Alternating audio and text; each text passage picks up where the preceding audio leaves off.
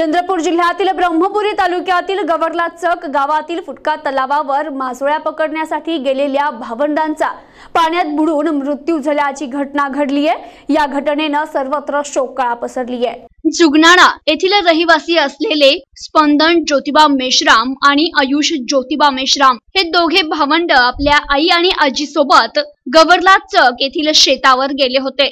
त्यांच्या शेताशेजारीच तलाव आहे। आई आणि आजी शेतात काम करत असताना आयुष आणि स्पंदन हे शेतालगत असलेल्या तलावात मासे पकडण्यासाठी गेले होते। दोघांनीही मासोळ्या पकडण्यासाठी जाळे पकडले आणि तलावात शिरले। तलावात पाणी भरपूर असल्याने दोन्ही भावंड पाण्यात बुडाले। बराच वेळ झाल्यानंतर आयुष आणि स्पंदन गेले कुठं, परत का आले नाही म्हणून आजी आणि आईने त्यांचा शोध घेतला, मात्र त्यांचा शोध लागला नाही। लगेच त्यांना संशय आला की दोघांनी मासोळ्या पकडण्यासाठी जाळे पकडले होते। यामुळे त्यांनी तलावाच्या सभोवताली पाहणी केली, पण त्यांचा शोध कुठेच लागला नाही। आई आणि आजीने गावाकडे धाव घेऊन ही घटना गावकऱ्यांना सांगितली आणि गावकऱ्यांनी लगेच तलावाकडे धाव घेतली आणि त्यांचा तलावात शोध घेतला।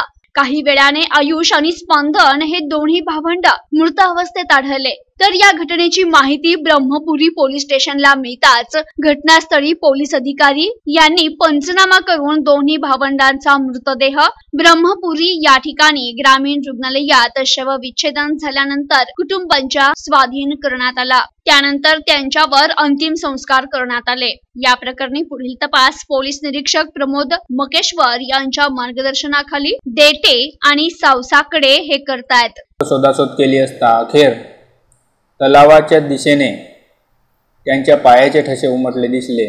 त्या ठशाच्या भरोशावर त्या तलावात शोध घेतले असता त्यातून पाण्याचे बुडबुडे निघताना लक्षात आले।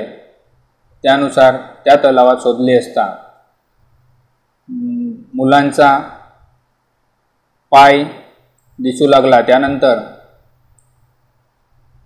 काही वेळाने पोलिसांना पाचारण करण्यात आले आणि पोलीस घटनास्थळी आल्यानंतर त्यांना पाण्यातून बाहेर काढून त्यांचा मृतदेह रात्रोज 11 वाजता शवविच्छेदनाकरता ग्रामीण रुग्णालय ब्रह्मपुरी येथे पाठवण्यात आला आणि सकाळी 9 वाजता त्यांचा शवविच्छेदन झाल्यानंतर दुपारी 1 वाजेपर्यंत त्यांचा अंतिम संस्कार जुगनाळा गावामध्ये पार पडला आणि त्यांच्या जाण्यामुळे त्या मेश्राम कुटुंबावर बहुत मोठा असा आघात झालेला आहे आणि यांच्या जाण्यामुळे जुगनाळा आणि गवरला गावामध्ये हळहळ व्यक्त केली जाते। आई आणि मी दोघे मायले का आम्ही 6 वाजताच गेलो।